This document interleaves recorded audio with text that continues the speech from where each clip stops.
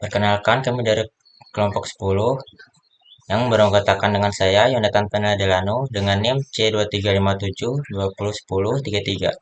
Dan teman Saya Dimas Wilham Azizi Ramadhani dengan NIM C2357201029. Saya Agustin Triyamaryadi dengan NIM C2357201005. dan kami akan menjelaskan tentang TESCO. Halo semuanya, saya Yonatan Penel Delano dari kelompok 10 yaitu TESCO.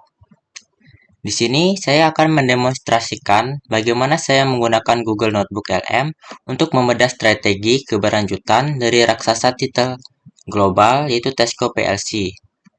Proses ini dimulai dengan mengunggah dua dokumen kunci,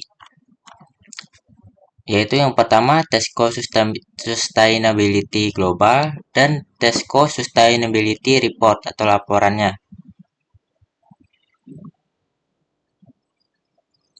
Notebook LM bukan sekedar chatbot, alat ini menjadi asisten riset yang memahami konteks ribuan halaman data.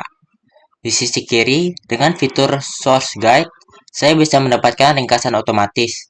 Namun kekuatan sebenarnya ada pada kemampuan kita melakukan cross-referencing antar dokumen secara instan. Di sini saya sudah membuat contoh dari TESCO Sustainability Globalnya dari Notebook LM. Pertama saya masuk. Sekarang mari kita lihat bagaimana Notebook LM membantu saya memahami sistem pasokan mereka. Saya bertanya tentang model bisnis mereka dan sistem menyoroti arsitektur farm to fork to loop. Itu ini. Ini menarik karena bukan sekedar rantai pasok linear. Notebook LM menunjukkan bahwa TESCO mengintegrasikan sourcing dan farming dahulu. Bekerja dengan 400 peternak sapi perah hingga ke tahap waste recovery. Melalui analisa ini saya bisa melihat transisi logistik mereka ke TESCO Train atau jaringan keretanya. Layanan kereta api yang menghemat 6.000 ton CO2 per tahun dengan mengurangi jutaan kasus barang dari jalan raya. Notebook LM memudahkan saya menghubungkan data operasional dengan target emisi mereka. Lalu, yang paling mengesankan adalah bagaimana sistem informasi mereka mengelola persediaan Notebook LM mengekstrak data tentang ekosistem 3 lapis TESCO.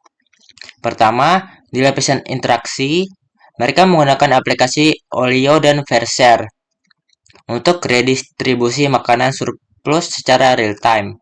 Kedua, di lapisan kecerdasan, mereka menggunakan AI Governance Framework untuk prediksi permintaan yang lebih akurat. Dan ketiga, infrastruktur fisik seperti reverse vending machine di Irlandia yang telah mengumpulkan kembali lebih dari 192 juta wadah kemasan. Tanpa Notebook LM, mencari keterkaitan antara aplikasi konsumen dan infrastruktur fisik ini akan memakan waktu berjam-jam. Lalu, saya tidak ingin membaca hasil yang bagus saja. Saya menantang Notebook LM untuk menemukan titik lemah dalam laporan mereka. Sistem menyoroti bahwa meskipun ada kemajuan, target pengurangan limbah makanan internal sebesar 50% pada 2025 dikategorikan sebagai sangat tidak mungkin tercapai. Selain itu, ada risiko signifikan dari guncangan iklim yang mengancam stabilitas pasokan bahan baku dari petani. Analisis ini memberikan saya pandangan objektif. TESCO sangat maju dalam digitalisasi, namun masih berjuang melawan hambatan infrastruktur eksternal dan ketergantungan pada regulasi pemerintah. Terakhir, saya meminta Notebook LM menyusun rekomendasi. Berdasarkan data tersebut, hasilnya adalah 3 pilar strategis: digitalisasi skop 3, eskalasi pemulihan persediaan, dan agresivitas pendanaan infrastruktur. Kesimpulannya, Notebook LM sangat membantu saya bertransformasi dari sekedar pembaca laporan menjadi seorang analis.